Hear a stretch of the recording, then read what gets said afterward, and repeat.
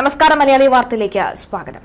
തനിക്കെതിരെ നടന്നത് കൃത്യമായ ആസൂത്രണം ചെയ്ത കൊലപാതക ശ്രമമാണ് എന്ന് വ്യക്തമാക്കുകയാണ് മറുനാടൻ മലയാളി ചീഫ് എഡിറ്റർ ഷാജൻ സ്കറിയ. അദ്ദേഹം ചെയ്യുന്ന ജോലി ഇങ്ങനെ തന്നെ ചെയ്യും, ഇനി ആർക്കാണ് തടയാൻ സാധിക്കുക, അത് തടയാൻ നോക്കിക്കൊള്ളൂ എന്ന് പറയുന്ന പ്രതികരണമാണ് ഇപ്പോൾ പുറത്തുവരുന്നത്. താൻ നൽകുന്ന വാർത്തകൾ നിയമപരീക്ഷയ്ക്ക് ഉള്ളിൽ നിന്നുള്ളതാണ്. തന്നെ നിയമപരമായി നേരിടാൻ സാധിക്കാത്തവർ കായികമായി നേരിടാൻ ശ്രമിക്കുകയാണ് ഉണ്ടായത്. തൊടുപുഴയിൽ അക്രമികൾ എത്തിയത് തന്നെ കൊല്ലണമെന്ന നിർബന്ധ ബുദ്ധിയോടുകൂടിയായിരുന്നു. 5 CPM പ്രവർത്തകർ അടങ്ങിയ സംഘമാണ് വധിക്കാൻ ശ്രമിച്ചത്. മാത്യൂസ് കൊല്ലപ്പള്ളി, ഷിയാസ് എന്നിവർ അടങ്ങിയ സംഘത്തെ തിരിച്ചറിഞ്ഞിരുന്നു. മറ്റുള്ളവരെയും താൻ തിരിച്ചറിഞ്ഞു.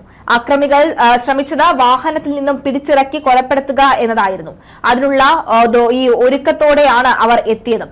അല്പം കൂടി വൈകിയിരുന്നുവെങ്കിൽ തന്റെ ജീവൻ പോകുന്ന അവസ്ഥ ഉണ്ടാകുമായിരുന്നു. ഷാജൻ സ്കറിയ മാധ്യമങ്ങളോട് പ്രതികരിക്കുകയായിരുന്നു. തന്നെ ആക്രമിക്കാൻ പല സംഘങ്ങളെ നിയോഗിച്ചതായി അറിയാമായിരുന്നുവെന്നും ഇവിടെ ആക്രമണത്തിന് പിന്നിൽ കൃത്യമായ ആസൂത്രണം ഉണ്ടായിട്ടുണ്ട്. ഗൂഢാലോചനയിൽ CPM സംസ്ഥാന നേതൃത്വത്തിന് അറിവുണ്ടോ എന്ന കാര്യത്തിൽ വ്യക്തതയില്ല. എന്നാൽ പ്രാദേശികമായ ആസൂത്രണം ഇതിൽ നടന്നിട്ടുണ്ടെന്നും അദ്ദേഹം വ്യക്തമാക്കി. അദ്ദേഹത്തിന്റെ വാക്കുകൾ ഒന്ന് കേൾക്കാം. ഞാൻ പറയുന്നതിലും ചെയ്യുന്നതിലും നിയമപരമായ പരിരക്ഷയുണ്ട്. ഈ പശ്ചാത്തലത്തിൽ അവരൊരു തീരുമാനത്തിലെത്തുന്നു. ഒരു കാരണവശാലും ഇയാളെ നിയമപരമായി ജയിലിലടച്ച് സാധ്യമല്ല. അവരുടെ മുമ്പിലുള്ള വഴി എന്നെ കായികമായി നേരിടുക, തീർക്കുക എന്നുള്ളതാണ്. ഇവർ ശ്രമിച്ചത് എന്നെ വലിച്ച് താഴെ ഇറക്കി, അവരും മൂലം അവർ ശ്രമിച്ചപ്പോൾ എന്നെ വലിച്ച് താഴെ ഇറക്കി ആൾക്കൂട്ടത്തിൽ ഭീകരമായി മർദ്ദിക്കാനായിരുന്നു, കൊല്ലാനായിരുന്നു. അതിനകത്ത് ഒരു സംശയം എനിക്കില്ല. കാരണം എന്ന് വെച്ചാൽ അവരെ അതിനുള്ള കരുതലോടെയാണ് വന്നിരുന്നത്. 5 പേരാണ് എന്നെ മർദ്ദിച്ചതെന്ന് അവർ കണ്ടെത്തി. ക്യാമറകൾ പരിശോധിച്ചു. 5 പേരുടെയും ചിത്രം എന്നെ കൊണ്ട് കാണിച്ചു. ഞാൻ അവരെ ഐഡന്റിഫൈ ചെയ്തു.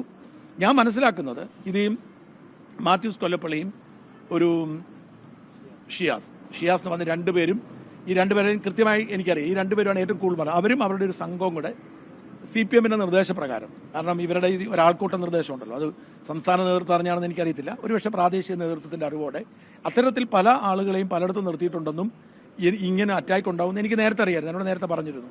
കൊല്ലുക എന്നുള്ള നിർബന്ധ ബുദ്ധിയോടുകൂടി വന്നതാണ്.